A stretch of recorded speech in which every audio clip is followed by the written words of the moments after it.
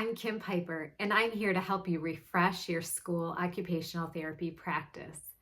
Today, we're going to talk about handwriting. Sometimes during the thick of things on the job as a school OT, it seemed like all I was doing was working on specific skills like handwriting. Yet, I heard from some therapists who said that they never addressed handwriting. So, what's the best balance, and how do we establish confidence in our interventions? When we think through the lens of occupation-based assessment and intervention, we could easily conclude that handwriting is a major component in the occupation of most preschool and elementary school students. We can see the evidence all around us, on the walls, in folders, and on desks.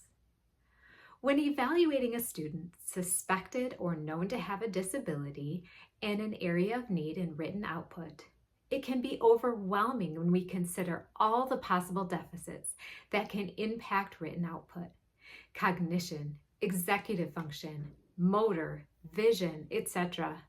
How do we know what evaluation tool to use and how to prioritize intervention? Here are some tips from my own experiences.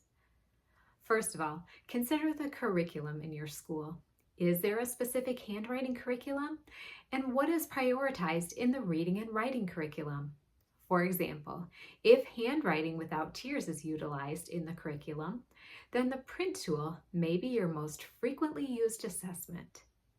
Second, observe the student during handwriting tasks in the classroom and collect or photograph any handwriting samples that represent a typical routine or classroom expectation.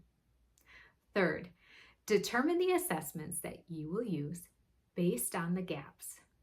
So for example, if you're seeing that spacing is difficult for the child, then you might select an assessment for visual perception. Or if pencil grip and manipulation or bilateral skills are concerning, then you may choose an assessment for fine motor skills. If letter formation is challenging, then maybe an assessment for visual motor integration. Fourth, a multidisciplinary approach is always insightful, and information about things like cognition can help you understand the challenges if components like letter memory are a deficit area, or speech and language impairments could impact spelling skills. I recommend that you have ongoing communication with your evaluation team throughout the process.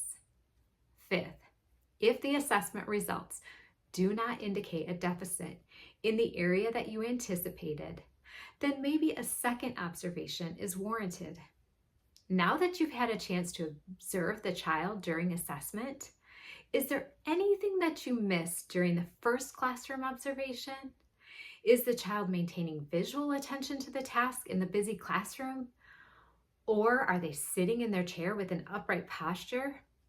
Do they complete the writing task at the same pace as their peers, not rushing or taking too long?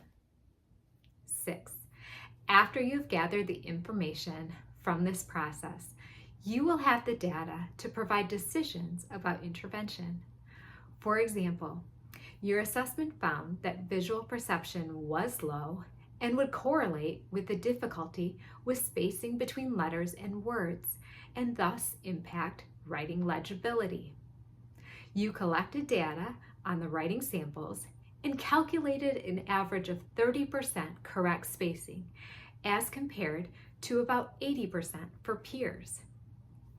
From this baseline data, you can consider what you know about the student, including all of the information that you gathered from multidisciplinary collaboration, and project a data point for the goal. Now, you can have the confidence that the skill that you're working on directly correlates to the student's needs and occupation.